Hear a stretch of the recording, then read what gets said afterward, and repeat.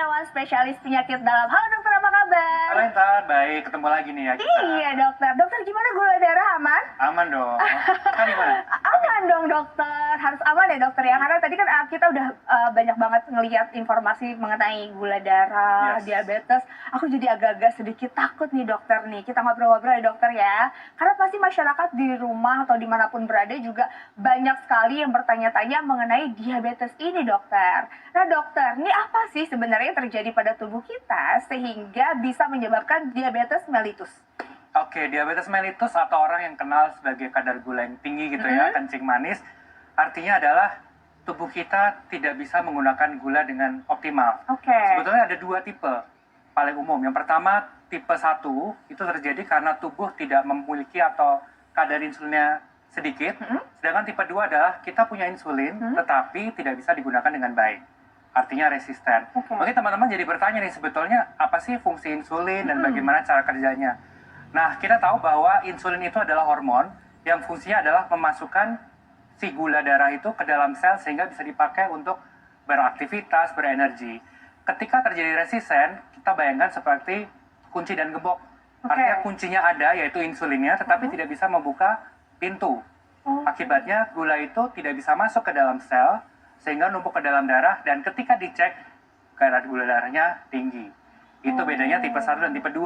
Oke, nah dokter, kita langsung ya dokter ke fakta dan mitos. Aduh, ini beredar di mana-mana di masyarakat sampai aku juga takut makannya.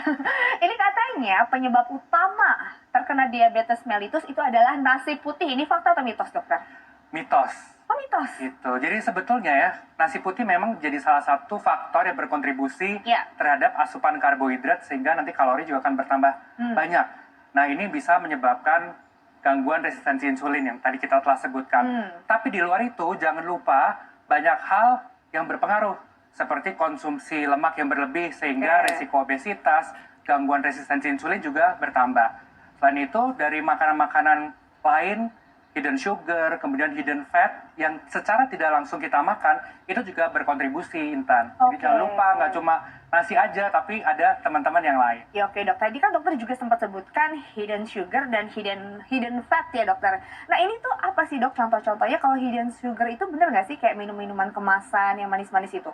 Atau gimana? Ya, sesuai dengan namanya, hidden sugar, hidden fat adalah gula yang tersembunyi dalam makanan. Artinya yang kita konsumsi mungkin tidak serta-merta langsung dalam berupa tambahan gula. Oke. Jadi kita nggak sadar bahwa itu sebetulnya ada kandungan gula tambahan dari masakan bisa, kemudian dari minuman kemasan itu juga bisa. Jadi kita harus selalu baca ya, nutrition fact nih sebetulnya ada berapa banyak gula yang terkandung atau yang kita konsumsi.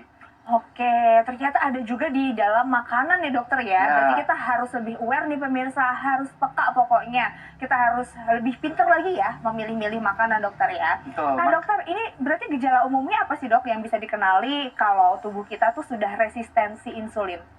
Pada gejala awal memang tidak ada keluhan apa-apa. Oke. Jadi sama kayak orang normal. Jadi ketika nanti dicek, orang tuh cenderung kadang kaget. Dok, saya nggak ada apa-apa, tahu-tahu gula tinggi, tahu-tahu ada resistensi insulin. Oke. Nah, oleh karena itu, kadang kita perlu menginfokan gitu ya kepada teman-teman, jangan tunggu sampai bergejala. Oke. Karena kalau sudah ada gejala seperti gejala klasik yang kita sebut 3P, poliuri, polidipsi, polifagi, sering buang air kecil, polifagi sering merasa lapar, atau polidipsi sering merasa haus, itu artinya sudah terlambat. Jadi kita harus cegah sebelum terlambat. Oke, berarti kita harus cegah sebelum terlambat ya dokter ya. Tapi dokter kan ada yang beredar gitu dong berita-berita kalau katanya ada yang kayak area lipatan menghitam. Nah seperti itu. Kalau itu tuh gimana dok? Kayak di leher kan kadang-kadang ada tuh di area lipatan. Katanya kalau sudah menghitam itu berarti memang sudah resistensi dengan insulin atau gimana tuh dokter? Ya, betul banget. Ini suatu hal yang menarik ya. Salah satu tanda yang bisa terlihat adalah kehitaman di beberapa area lipatan kulit. Tetapi tidak serta-merta semua yang menghitam itu pasti terkait dengan diabetes. Oke. Jadi tidak ada cara yang lebih efektif untuk mengetahui seseorang ini sudah mengalami diabetes atau belum selain mengecek gula darah atau yang kita kenal dengan pemeriksaan salah satunya adalah HbA1c. Itu untuk mengetahui rata gula darah dalam 3 bulan terakhir. Kadang lebih akurat tuh Intan. Karena kalau gula darah sewaktu, mungkin sebelum kita periksa beberapa hari sebelumnya kita benar-benar puasa nih. Oke. Sementara kalau HbA1c itu kan rata dalam 3 bulan terakhir. Agak sulit kita untuk mengakali. Oke. Jadi menjadi apa ya, peluang yang lebih tepat lah untuk melakukan screening. Baik dengan pemeriksaan gula darah sewaktu, gula darah puasa, dan satu lagi adalah dengan HbA1c. Oke, berarti kita harus lebih aware ya dokter ya terhadap tubuh kita dan juga nggak boleh males-males untuk periksa ya dok ya. Yes. Kapan terakhir Intan periksa? Aku kapan ya? Kayaknya tahun lalu nih dokter. Nanti kita coba cek ya. Iya, nanti kita cek ya dokter ya. Tapi dokter emang sebenarnya kadar gula darah normal orang dewasa itu berapa sih dok? Tapi jangan dijawab dulu dokter.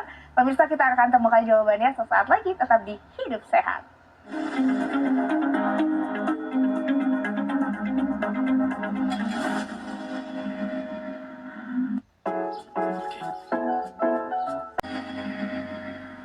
Pemirsa, kembali lagi di Hidup Sehat. Tadi kita udah ngobrol-ngobrol nih sama dokter ya dok ya. Ini membahas bagaimana penyebab dan juga gejala-gejala dari diabetes mellitus. Nah tapi tadi dok yang belum terjawab, sebenarnya berapa sih dok angka normal yang kadar gula darah untuk dewasa?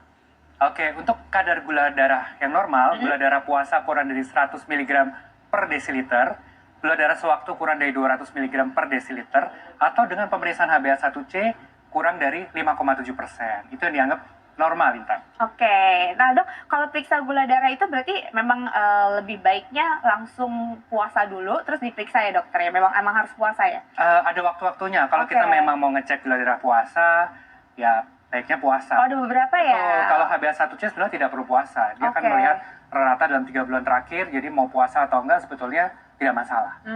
Tapi ceknya itu memang harus di lab kan dokter ya, bukan yang kalau kadang-kadang ada yang punya alat sendiri tuh lebih akurat kalau di lab ya? Ya, karena yang kita mengecek sendiri itu sebetulnya sebagai screening.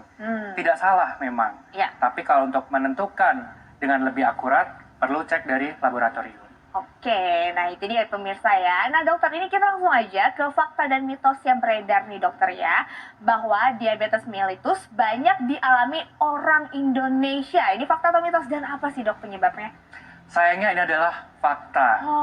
Sesuatu yang bukan kita banggakan ya sebetulnya, bahwa berdasarkan data dunia di tahun 2021, Indonesia tuh masuk ke peringkat 5 dengan penduduk terbanyak yang mengalami diabetes. Sampai 19,5 juta, bayangkan coba. Banyak banget kan? Banyak banget tuh. Nah ini sebetulnya menjadi challenge atau tantangan buat kita semua, terutama generasi muda, bagaimana kita mencegah. Dan kalaupun sudah sampai diabetes, bagaimana bisa mengontrol dengan baik. Mungkin banyak hal yang menyebabkan kenapa bisa tinggi ya, Intan ya. Salah satunya mungkin dari pola hidup yang nggak sehat. Di era modern seperti ini, apalagi semua serba cepat, serba bisa pakai mobile phone, orang jadi malas bergerak tuh, mungkin jadi salah satu penyebab, apalagi terkait makanan. Berapa banyak makanan sekarang yang tinggi gula, lalu tinggi lemak, tinggi garam, itu juga menjadi faktor yang berkontribusi terhadap meningkatnya resiko dan kejadian diabetes di Indonesia. Iya, apalagi kan sekarang orang kayak begini yang serba cepat ya dokter ya. Bener jadi banget, instan semuanya, terus juga fast food itu kan tinggi sekali akan lemak ya dokter ya. Dokter, ini memang Indonesia juga mungkin karena kurangnya budaya berjalan kaki ya dokter ya, untuk bergerak kan biasanya lebih memilih untuk naik kendaraan. Nah mungkin itu bisa menjadi pilihan ya dokter ya, kalau mungkin jaraknya nggak terlalu jauh kita bisa pilih untuk berjalan kaki gitu ya dok ya. Betul, itu menjadi salah satu cara simpel yang bisa kita lakukan untuk tetap terus bergerak supaya terhindar dari aktivitas yang sedentar. Jadi jangan dikit-dikit aduh malas gerak. Jadi kalau parkir mobil atau parkir kendaraan, coba agak jauhan dikit, kita bisa jalan kaki. Iya dokter. Termasuk kalau naik ke lantai 2, lantai 3, naik tangga. Oke dokter. Nah dokter, ini emang siapa aja sih dokter yang memang beresiko untuk menderita atau mengalami diabetes mellitus? Oke. Semua orang bisa beresiko mengalami diabetes, tetapi memang ada kelompok tertentu yang risikonya lebih tinggi. Salah satunya misalkan punya orang tua dengan diabetes, itu kalau salah satu orang tua risikonya 3 kali lipat. Kalau dua-duanya bisa naik hingga 6-7 kali lipat. Selain faktor genetik, juga berperan bagaimana pola kita kehidupan sehari-hari. Dari jenis makan yang kita makan, dari aktivitas fisik, itu tentu berpengaruh terhadap kejadian diabetes. Jadi kalau ditanya risiko lebih tinggi, ya, dan itu multifaktorial. Kadang kita susah untuk menentukan kira-kira faktor risiko mana yang paling berperan. Karena semua faktor risiko itu bersama-sama berkontribusi membentuk satu kompleks risiko pada seseorang. Dokter, nih tapi fakta atau mitos sih dokter kalau diabetes mellitus itu terlambat ditangani, ini bisa berujung pada komplikasi penyakit lainnya dokter? mitos, dokter? Ini adalah fakta banget gitu ya. Jadi kalau diabetes tidak tertangani, dapat muncul komplikasi. Komplikasi yang bersifat akut atau bersifat cepat, dan komplikasi yang bersifat kronis dalam jangka panjang. Kita mulai dari yang kronis dulu ya teman-teman ya. Jadi kalau kronis itu ada ke pembuluh darah besar atau kita sebut sebagai makrovaskuler seperti ke jantung, kemudian risiko stroke juga. Sedangkan pembuluh darah kecil atau mikrovaskuler berupa gangguan di mata, retinopati, kemudian ginjal, kita sebut dengan nefropati, dan beberapa organ lain, bisa ke saraf, kemudian ke kulit, dan macam-macam. Dan kemudian ini bisa menurunkan kualitas hidup tentunya. Wow, ini berbahaya banget ya dokter ya. Artinya kalau memang terlambat untuk ditangani. Tadi kan dokter sempat menyebutkan nih, katanya bisa menurunkan kualitas hidup juga bagi para penderitanya. Ini gimana sih dok, diabetes mellitus ini bisa menurunkan kualitas hidup para penderitanya dokter? Nah, kita tahu kalau dengan kondisi diabetes mellitus, ada beberapa hal yang tidak bisa secara optimal. Artinya kalau tidak terkontrol, mungkin dari sisi ototnya menjadi kurang kekuatannya, pergerakan jadi lambat, kemudian belum dengan komplikasi macam-macam, harus bolak-balik ke rumah sakit, kontrol sana, kontrol sini, sampai kalau misalkan sebagai contoh, ada pasien dengan gangguan ginjal sampai cuci darah, dia kan harus sampai 2-3 kali ke rumah sakit, kemudian cuci darah 4-5 jam. Ini akan mengganggu kinerja atau aktivitas sehari-hari. Akibatnya kualitas hidup dari seseorang tersebut menjadi terganggu juga. Selain kondisi fisik, ternyata ini berpengaruh juga ke kondisi mental. Ya, padahal fisik dan mental ini menjadi satu keutuhan yang seharusnya bisa kita jaga dengan baik. Artinya kalau kondisi mentalnya terganggu, nanti berpengaruh juga nih Intan ke pengobatan, bagaimana compliance atau kepatuhan berobat seorang dengan diabetes. Iya, memang penting ya dokter ya, ternyata memang dukungan dari lingkungan sekitar. Nah tapi dokter, ini berarti artinya kalau misalnya ada terdapat ya rekan ataupun keluarga yang terkena diabetes mellitus, ini kita sebagai keluarga atau rekan seperti apa nih dokter harus menghadapinya supaya mental sang penderita ini tetap terjaga? Nah, support system ini penting banget. Jadi seorang dengan diabetes tidak bisa hidup sendiri. Banyak hal yang bisa dilakukan sebetulnya. Satu, support terkait compliance obat, kemudian support terkait makanan dan minuman sehari-hari. Karena biasanya orang dengan diabetes ini suka menjadi terstigma gitu ya. Misalkan orang dengan diabetes nggak boleh makan A, B, C, sementara orang tanpa diabetes boleh sembarangan. Nggak seperti itu, karena pada prinsipnya makanan penyandang diabetes dan bukan itu kurang lebih sama. Mungkin yang membedakan adalah bagaimana dia bisa memproses gulanya. Dan yang tak lupa adalah support system yang baik ini juga bisa menjaga kualitas penyandang diabetes untuk bisa lebih baik. Karena kita tahu orang diabetes terkadang bisa berisiko kualitas hidupnya turun. Iya betul sekali dokter. Ini artinya kita juga yang amit-amit jangan sampai terkena diabetes. Ini harus menjaga pola hidup ya dokter ya, harus lebih aware lagi. Nah dokter, ini terkait kan banyak sekali pasien-pasien cuci darah dokter yang masih bahkan berusia muda. Ini banyak banget berarti ya dokter kaitannya dengan memang sudah terkena diabetes. Betul, jadi resiko komplikasi ginjal memang meningkat seiring dengan bertambahnya pasien-pasien diabetes. Ketika kondisi ginjal sudah tidak bisa tertangani, mungkin langkah akhirnya adalah melakukan hemodialisa atau yang orang kenal sebagai cuci darah, meskipun tidak terlalu tepat ya kita menggunakan kata istilah cuci. Ini tentu akan sangat mengganggu kualitas hidup, tetapi kalaupun terjadi ya kita akan support dengan baik supaya kualitas hidupnya tidak menurun dengan drastis. Nah dokter, ini kan banyak sekali orang-orang yang misalnya terkena, sudah divonis nih diabetes mellitus, takut banget yang namanya minum obat setiap hari itu dokter. Apakah orang dengan penyakit diabetes ini pada akhirnya nanti bisa juga untuk lepas dari minum obat-obatan? Nah ini pertanyaan menarik Intan. Jadi banyak pasien tuh selalu bertanya, dok nih kalau minum obat diabetes terus-terusan, gimana efeknya buat ginjal, buat liver saya? Aman ya, jadi obat-obatan diabetes itu memang ditujukan untuk dikonsumsi jangka panjang dan tentunya dengan titrasi atau pengaturan dosis sesuai dengan dokternya.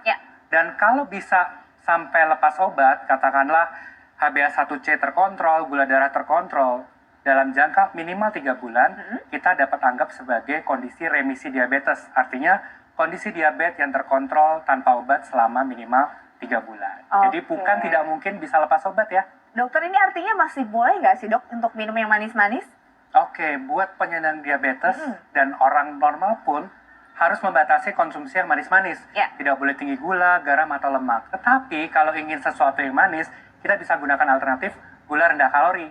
Oke, baik dokter. Ternyata masih ada nih ya solusinya ya dokter ya. Yes, betul banget. Oke dokter, terima kasih banyak, informasinya luar biasa. Sama-sama, kayaknya abis ini mau ada acara lagi. Oh iya, nggak apa-apa. Thank you. Ya dokter, selamat bertugas. Terima kasih.